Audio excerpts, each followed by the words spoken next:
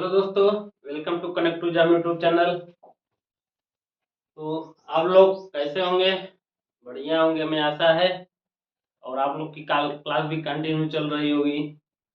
तो आज हम फिजिक्स में हम आपका टॉपिक फोर्थ का आपका 2 क्लास हो गया है। तो आज हम तीसरी क्लास लेके आएंगे। और आप लोगों से एक सजेशन हमारा यह है कि आप लोग को अगर हमारा वीडियो अगर बढ़िया लग रहा है तो उसको उसको लाइक एंड शेयर जरूर करिए। क्योंकि आप लोग जब अपने दोस्तों को बताएंगे, लाइक और शेयर करेंगे, तो हम लोग का उत्साह बढ़ेगा और आगे कुछ और करने के लिए इस चैनल पर। तो आगे आने आने वाले समय में हम लोग यूपी पुलिस का एग्जाम का भी जो प्री एग्जाम अब होने वाला है, उसका भी हम लोग प्रैक्टिस बैच लेके आएंगे। उसकी भी तैयारी चल रही है। तो आप लोग का सहयोग बहुत जरूरी है। तो आप लोग प्लीज शेयर एंड लाइक जरूर करिए।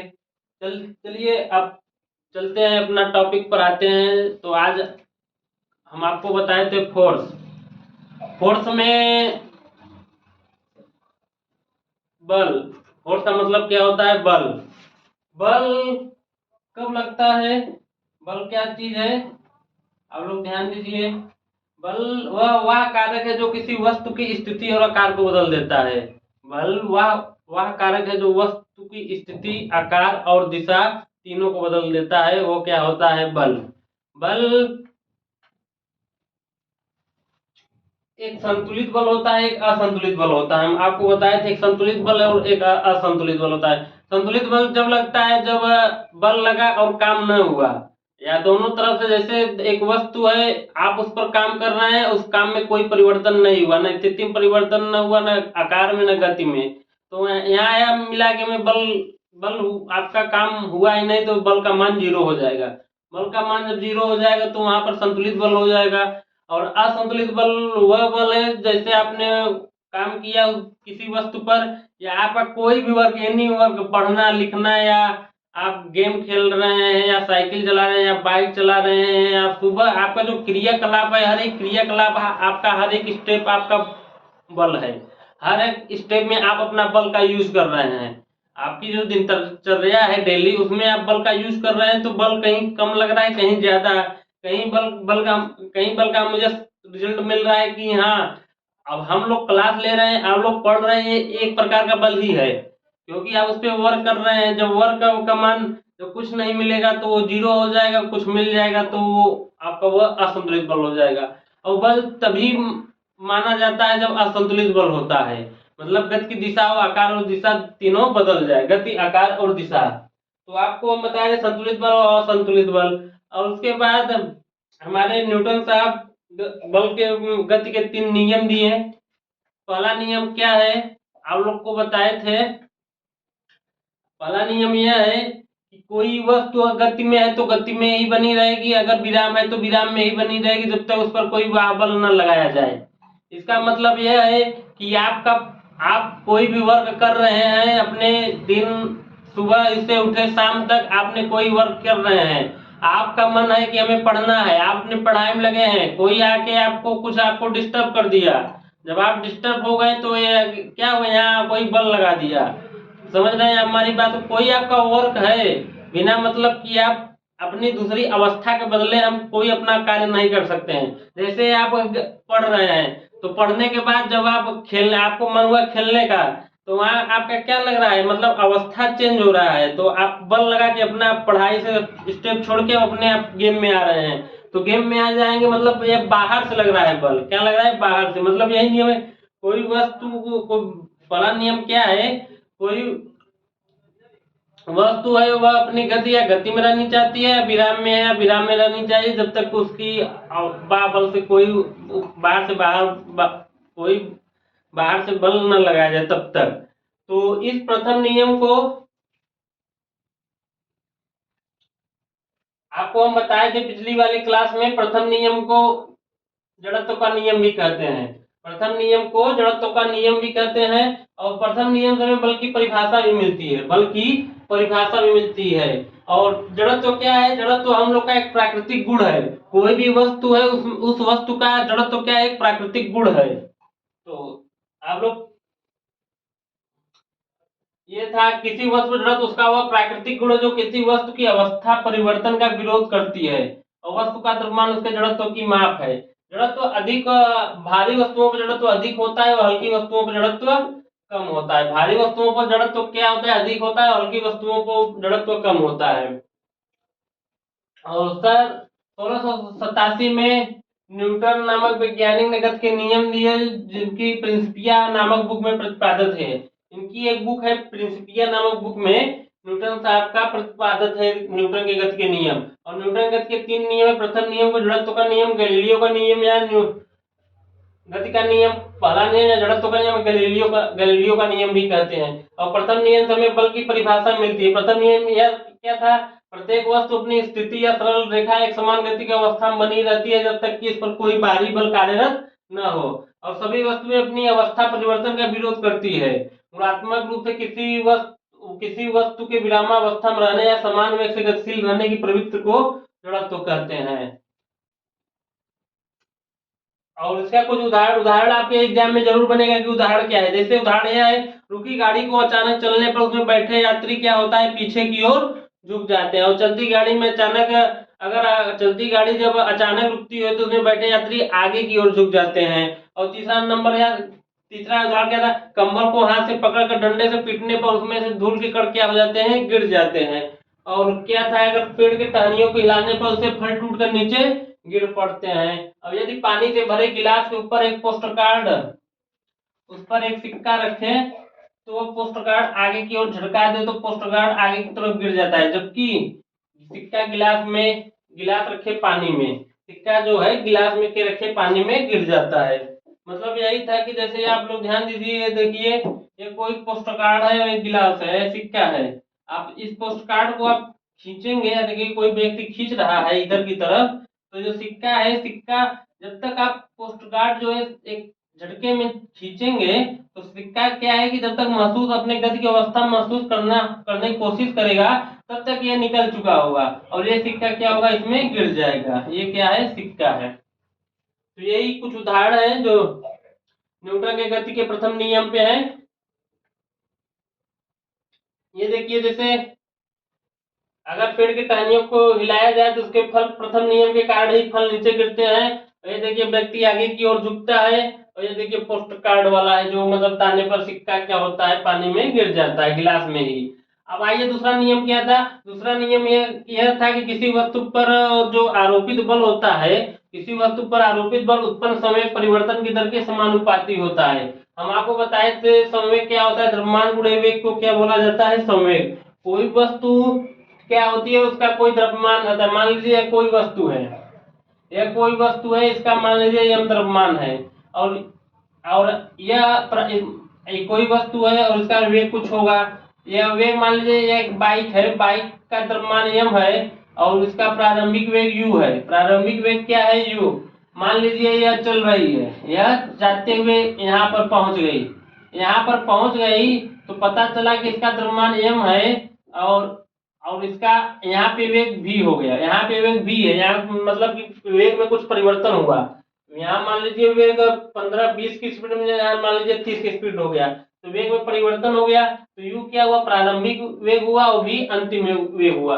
और इसमें बोला क्या जा रहा है, किसी वस्तु पर आरोपित बल, जो बल होता है वह संवेग में परिवर्तन की दर के समानुपाती होता है। जो संवेग है उसके परिवर्तन की दर के संवेग परिवर्तन की दर के समानुपाती होता है।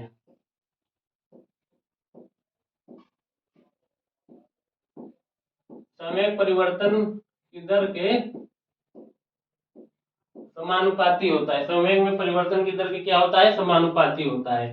तो आप लोग ध्यान दीजिए, देखिए ये एफ हो गया, एफ क्या है, समानुपाती। ये संवेग परिवर्तन की दर मतलब दर का मतलब क्या होता है, कितने टाइम में ये वस्तु यहाँ पे बाइक थी, बाइक यहाँ से यहाँ तक आ गई तो इसका वेग, इसका द्रव्यमान m ही रहेगा, लेकिन वेग प्रारंभिक वेग u है और अंतिम वेग क्या होता है v। तो इसमें कुछ समय लगा होगा, इस यहाँ तक आने में मान लीजिए t समय लगा, यहाँ तक जाने में t समय लगा। जो t समय लग रहा है तो यहाँ ये क्या होता है, m u minus M V, आप लोग ध्यान दीजिए,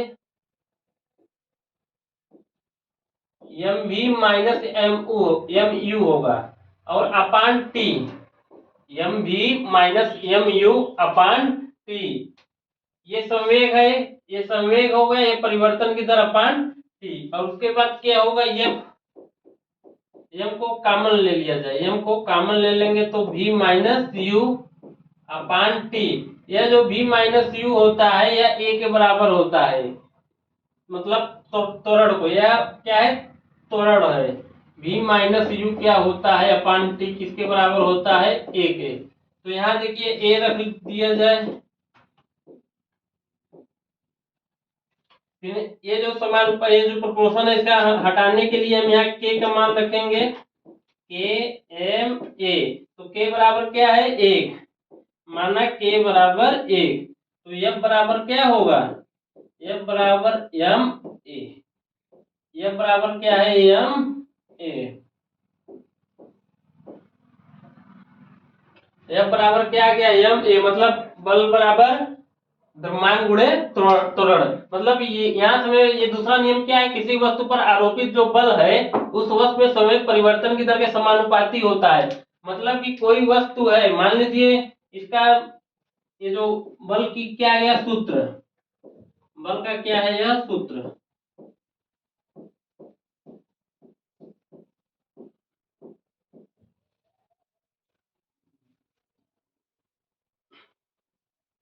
यह क्या है, बल का सूत्र, मतलब संवेग परिवर्तन की दर का मतलब यह हुआ, आप लोग समझिए ध्यान से, क्या होता है, जैसे दो समान वेग, जैसे एक कोई क्रिकेट मैच हो रहा है, मैच में कोई गेंद को मारेगा, मतलब छक्का मारेगा, मतलब उसको खेलेगा, तो गेंद क्या होती है, उड़ जाती है, तो मतलब उड़ जाती है, तो उसको कैच लोग, अगर कैच रोकेंगे, अगर अगर मान लीजिए हम लोग इसके कुछ उदाहरण को देखते हैं, उसमें जैसे कैच रोकेंगे, अगर कैच सीधा हम लोग ऐसे हाथ से पकड़ेंगे गेंद को, तो हमको चोट ज्यादा लगेगा, क्योंकि गेंद अपनी फुल स्पीड में आ रही होगी, गेंद अपनी फुल स्पीड में आ रही है, तो हम उस स्पीड को अगर एक झटके में हाथ लगाएंगे तो हम लोग के हाथ में चोट लग जाती है, तो इसलिए जो गेंद होता है उसको, गेंद की जो दिशा है, गेंद की दिशा मान लें आ रही है इधर की तरफ, गेंद की दिशा में हम उसको कैच करेंगे, गेंद की दिशा में उसको हम पीछे, हाथ को पीछे करके कैच करेंगे,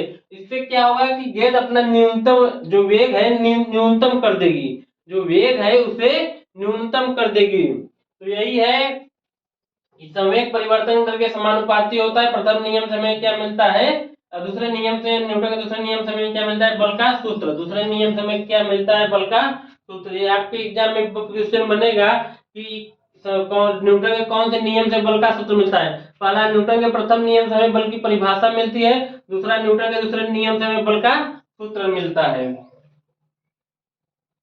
और आप लोग ध्यान दीजिए, जब बल विपरीत दिशा में लगता है तो दिशाओं के बीच का कोण 180 अंश होता है, यहाँ अंश है, यहाँ 0 अंश है, आप लोग ध्यान दीजिए क्या कर रहा है, जब बल विपरीत दिशा में लगता है तो दिशाओं के बीच का कोण 180 अंश होता है, और जब समान दिशा में लगता है तो यह 0 अंश का कोण बनता है, जब बल विपरीत दिशाओं में होगा तो 180 अंश का कोण बनेगा, और जब समान दिशाओं में होगा तो 0 अंश का बनेगा, और बल के विपरीत विस्थापन होने में नकारात्मक बल कहा जाता है, जब बल विपरीत दिशा में होगा तो वहां कौन सा बल होगा, नकारात्मक बल। इसके कुछ उदाहरण आप लोग ध्यान दीजिए, देखिए क्या कर रहा है, समान वेग से आती हुई क्रिकेट की गेंद एवं टेनिस की गेंद, अगर टेनिस की गेंद को कैच करना उसमें आसान होगा, मान लीजिए समान वेग से आ रही है दो गेंद, एक टेनिस की गेंद एक क्रिकेट की गेंद, तो इसमें टेनिस को गेंद को कैच करना आसान इसलिए होगा क्योंकि टेनिस की गेंद हल्की होती है, जो टेनिस की गेंद होती है वह हल्की होती है, और जो क्रिकेट की गेंद होती है वह वजन होती है, तो जिसका द्रव्यमान मतलब कम होगा तो वेग कम होगा, तो हमें कम चोट कम महसूस होगा उसको, इसलिए गेंद को आसानी से हम उसको पकड़ सकते हैं, कैच कर सकते हैं। और दूसरा क्या उदाहरण है, आप लोग ध्यान दीजिए, दूसरा क्रिकेट खिलाड़ी तेजी से आती हुई गेंद को कैच करते समय अपने हाथों को गेंद के वेग की दिशा में गतिमान कर लेता है, जिससे चोट कम लगती है, जिससे चोट कम लगती है, मतलब अब गेंद आ रही है उसको हम कैच करेंगे तो गेंद की दिशा, मतलब हम आप लोग देखेंगे भी टीवी में जो कैच लेते हैं लोग, खिलाड़ी लोग, तो अपने हाथ को पीछे करके लेते हैं। तो और तीसरा उदाहरण क्या है, अधिक गहराई तक कील को गाड़ने के लिए भारी हथौड़े का उपयोग किया जाता है। आप जैसे अधिक ज्यादा हमें कोई कील को गाड़ना है, अगर नहीं गड़ रहा है तो भारी हम हथौड़े का उपयोग करेंगे, तो हम अधिक उसको उसको बढ़िया से उसको गाड़ पाएंगे। और गाड़ियों में स्प्रिंग और शॉक एब्जॉर्बर लगाए जाते हैं ताकि चोट कम लगे। जो गाड़ियों में होता है उसमें स्प्रिंग और शॉक एब्जॉर्बर लगाए जाते हैं। जैसे आप अगर ये गाड़ियों में अगर स्प्रिंग और शॉक एब्जॉर्बर न लगाया जाए तो हम लोग को चोट चोट का मतलब हम लोग को झटका महसूस होगा और चोट लग सकता है। तो जो एब्जॉर्बर ये क्या काम करता है, मान लीजिए नीचे से कोई मतलब कोई गड्ढा है और गड्ढा में जब गाड़ी गई फिर वो कहीं ऊंचा है, तो वो गाड़ी वहां क्या होगा कि वहां जंप करेगा जो साकर रहता है, तो साकर उस जंप को एग्जार्ब कर लेता है। साकर क्या करता है, जंप को एग्जार्ब करके हम लोग जब गाड़ी में बैठे रहते हैं तो हम लोग को महसूस नहीं होता है। यही न्यूटन के दूसरे नियम से हमें पता चला है कि इसलिए क्यों लगाया जाता है स्प्रिंग और शॉक एग्जार्बर। और ऊंची या लंबी कूद के जमीन को खोदकर, जैसे अगर आप ऊंची और लंबी कूद कर रहे हैं, मान लीजिए कोई ऊंची कूद और लंबी कूद, जमीन को खोदकर हल्का कर दिया जाता है। जमीन को खोदकर क्या कर दिया जाता है, हल्का, ताकि चोट कम लगे। क्यों किया जाता है कि चोट कम लगे। मान लीजिए अगर आप कूड़ी कूद, आपका नाम सुने होंगे कूड़ी जो कूदा जाता है, तो उसमें कूदने के लिए पहले जमीन को क्या करते हैं, फावड़े से उसको खोद के उसको जमीन को हल्का कर देते हैं, जिससे हमें चोट कम लगती है। और गड्ढे की तुलना में फर्श पर अधिक चोट लगता है। गड्ढे की तुलना में फर्श पर अधिक चोट लगता है। गड्ढा क्या होता है, मिट्टी होता है, फर्श फर्श क्या होता है, वो सीमेंट का बना होता है, इसलिए उस पर चोट अधिक लगता है। तो यही कुछ उदाहरण थे द्वितीय नियम के, आप लोग समझ गए होंगे। मतलब द्वितीय नियम क्या होता है, किसी वस्तु पर आरोपित बल उसमें संवेग परिवर्तन की दर की क्या होता है, समानुपाती होता है। और अगर विपरीत दिशा में लगता है, दिशाओं के बीच का कोण 180 अंश होता है, समान दिशा में लगता है तो 0 अंश होता है, और बल के विपरीत विस्थापन हो तो यह नकारात्मक बल कहलाता है। और समान वेग से आती हुई कुछ उदाहरण। और देखिए दूसरे नियम से हमें बल की का सूत्र मिलता है, ये आप लोग को याद होना चाहिए कि न्यूटन के कौन से नियम से हमें बल का सूत्र मिलता है। तो आप क्या बताएंगे, बल के दूसरे, न्यूटन के दूसरे नियम से या गति के दूसरे नियम से हमें बल का सूत्र मिलता है, प्रथम नियम से हमें बल की परिभाषा मिलती है। चलिए अब चलते हैं तीसरे नियम पे। अब देखिए तीसरा नियम क्या होता है। तीसरा नियम क्या होता है, देखिए तीसरा नियम यह बताता है प्रत्येक क्रिया के बराबर प्रतिक्रिया, मतलब प्रत्येक क्रिया के बराबर प्रतिक्रिया होती है। प्रत्येक क्रिया के बराबर प्रतिक्रिया होती है। प्रत्येक क्रिया के बराबर प्रतिक्रिया होती है।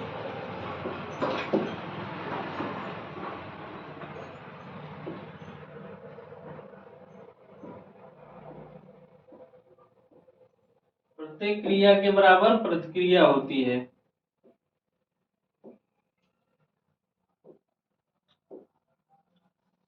आप लोग ध्यान दीजिए इसका नियम मतलब क्या है।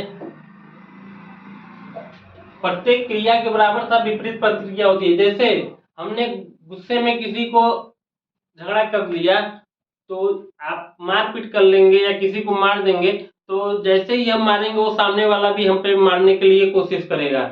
जब सामने वाला हमको भी मारने के लिए कोशिश करेगा तो हम जो कर रहे हैं वो क्रिया हो गई, और सामने वाला का क्या आया, प्रतिक्रिया। सामने वाले को क्या कहते हैं, प्रतिक्रिया। इसमें दो बातें स्पष्ट है, इसमें क्या है, दो बातें स्पष्ट होती हैं। इसका मतलब क्या है, बल हमेशा जोड़े में होगा। यह जो है, ये जो तृतीय नियम है, क्रिया और प्रतिक्रिया का नियम, यह हमेशा जोड़े में होगा, कभी अकेला नहीं होता है। मतलब यह हमेशा जोड़े में होगा। और क्रिया प्रतिक्रिया अलग अलग वस्तु पर लगने वाला बल है। क्रिया और प्रतिक्रिया क्या होती है, अलग अलग वस्तु पर लगने वाला बल होता है। यह तीसरे नियम से हमें बल की प्रकृति का पता चलता है। तीसरे नियम से हमें क्या पता चलता है, बल की प्रकृति का पता चलता है। जैसे इसके कुछ उदाहरण है, कैसे आपको हम बताते हैं।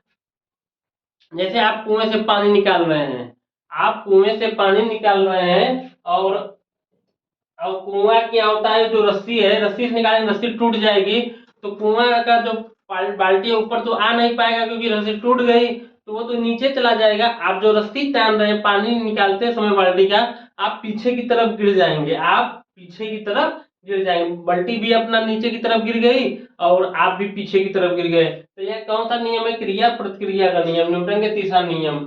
इसमें क्या कुछ उदाहरण आप लोग ध्यान दीजिए। बंदूक से गोली छोड़ते समय पीछे की ओर झटका लगना। बंदूक से अगर गोली मारी जाएगी तो पीछे की तरफ झटका लगना। झटका इसलिए लगता है क्योंकि आप लोग जानते हैं जो संवेग होता है द्रव्यमान गुणे वेग, जो संवेग होता है द्रव्यमान गुणे वेग। आप लोग ध्यान दीजिए, जैसे गोली निकल रही है, मान लीजिए बंदूक कुछ गोली का भी वेग होगा, कुछ गोली का भी वेग होगा और यह बंदूक का भी वेग होगा। जैसे गोली बंदूक से निकली तो जो गोली का वजन होता है वह हल्का होता है। जो गोली का वजन होता है वह हल्का होता है। ये गोली का वजन क्या होगा, ये m क्या होगा, हल्का होगा। और इसका जो बंदूक है इसका वजन ज्यादा होगा। मान लीजिए ये बंदूक है और यह क्या है, गोली है, यह गोली है। अगर बंदूक से कोई गोली निकलेगी, गोली का वजन हल्का होगा और बंदूक का वजन ज्यादा होगा, मतलब भारी होगा गोली से। जब इसका वजन हल्का होगा तो इसका वेग क्या होगा, अधिक होगा। इसका वेग अधिक होगा और जो बंदूक है इसका वेग क्या हो जाएगा, कम। इसका वेग क्या हो जाएगा, कम। जब इसका वेग कम हो जाएगा तो हम लोग को क्या होगा, तो ये ज्यादा गोली इसलिए ज्यादा डिस्टेंस तय करेगी और बंदूक हम लोग जब चलाएंगे तो हमको भी झटका लगेगा। बंदूक की वजन ज्यादा होने से हमें झटका कम महसूस होगा। और नाव के किनारे पर जमीन पर कूदने पर नाव पीछे हट जाती है। जैसे आप नाव पे चढ़ गए, नाव पे आप गए को कहीं मेला में घूमने, तो वहां पे मान लीजिए तालाब है, तालाब में आप नाव में बैठ के घूम रहे हैं, तो जब आप नाव से उतरेंगे तो कूदेंगे तो नाव जब आप कूदेंगे तो नाव आपको पीछे की तरफ झटका लगेगा और नाव अपने पीछे की तरफ जाएगा, आप आगे की तरफ कूदेंगे। और तीसरा जो उदाहरण है रॉकेट का आगे बढ़ना। जो रॉकेट होता है, रॉकेट क्रिया प्रतिक्रिया के नियम पर ही आगे बढ़ता है। और चौथा हम लोग दीजिए, कुएं से पानी खींचते समय रस्सी टूट जाने पर व्यक्ति पीछे की ओर गिर जाता है। जो कुआं होता है उसे पानी खींचते हुए रस्सी टूट जाने पर व्यक्ति पीछे की ओर गिर जाता है। ऊंचाई से कूदने पर चोट लगेगा। देखिए जितना आप ज्यादा ऊंचा से कूदेंगे उतना ही चोट लगेगा। पानी में तैरते समय पानी पर चोट करना। जैसे आप लोग पानी में तैर रहे हैं तो पानी जब तैरते हैं तो पानी को भी आप फोर्स उसको चोट देते हैं, उसको पैर से क्या करते हैं, चोट देते हैं, इसलिए तभी और आगे से हम पानी पर तैर पाते हैं। तो यही कुछ उदाहरण थे तृतीय नियम के। तीसरे नियम के देख लीजिए, जैसे एक्शन और रिएक्शन। देखिए यहाँ हो रही है, एक्शन हो रहा है और यह क्या हो रहा है, रिएक्शन। एक्शन हो रहा है और यह रिएक्शन हो रहा है। तो यही है, न्यूटन के 3 नियम थे। प्रथम नियम क्या होती है, जब कोई वस्तु गति या विरामावस्था में है तब तक वह बनी रहती है जब तक उस पर कोई बाहुबल न लगाया जाए। और द्वितीय नियम क्या है, न्यूटन का द्वितीय नियम यह है कि कोई वस्तु पर बाहुबल उस संवेग परिवर्तन की दर के समानुपाती होता है। और तीसरा नियम क्या होता है, क्रिया प्रतिक्रिया का नियम। मतलब इसमें क्रिया, अगर एक वस्तु पर क्रिया हो रही है दूसरे तरफ से प्रतिक्रिया होगी, इसमें मतलब हमेशा यह जोड़े में होगा। मतलब दो बातें इसमें, मतलब दो तरफ से होगा, एक तरफ से इसमें कभी नहीं होगा। मतलब आप दोनों तरफ से, मतलब दो तरफ से बल लगेगा, हमारे तरफ से भी बल लगेगा और सामने वाले से भी बल लगेगा। यह होगी क्रिया और प्रतिक्रिया का नियम। और इसके कुछ उदाहरण, बंदूक से गोली छोड़ते समय पीछे की ओर झटका लगेगा, नाव किनारे पर जमीन पर कूदने पर नाव पीछे हटना, रॉकेट का आगे बढ़ना, कुआं से पानी खींचते समय रस्सी टूट जाने पर व्यक्ति पीछे गिर जाना, ऊंचाई से कूदने पर चोट लगना और पानी में तैरते समय पानी पर चोट करना। और यह तीसरे नियम से हमें बल की प्रकृति का पता चलता है। आप लोग को यह याद होना चाहिए, प्रथम नियम से हमें बल की परिभाषा मिलती है, द्वितीय नियम से बल का सूत्र मिलता है, तृतीय नियम से हमें बल की प्रकृति का पता चलता है। चलिए तब हो गया है, आज आपकी क्लास को हम यहीं पर खत्म करते हैं। अगर आज आपको हमारा क्लास बढ़िया लगा हो तो प्लीज लाइक एंड सब्सक्राइब जरूर करिए और अपने दोस्तों को जरूर बताएं कि शेयर करके कि हमारा भी एक चैनल है जो कि इस पर हम लोग प्रयास कर रहे हैं। तो आप लोगों का प्रयास भी अपनी तरफ से करिए कि लोगों को शेयर करने के लिए जरूर कहिए और हमारे चैनल को लाइक और सब्सक्राइब जरूर करिए। चलिए मिलते हैं अगली क्लास में, धन्यवाद।